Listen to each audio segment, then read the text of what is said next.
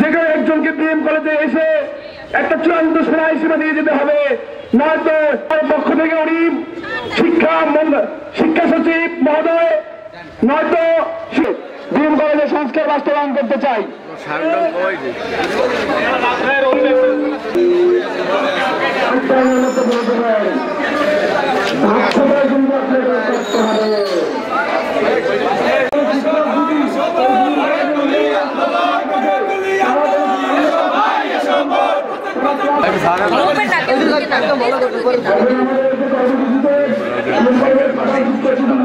Bundle থাকলে প্রতি সেনমানিতে টাকা বাঁচবে।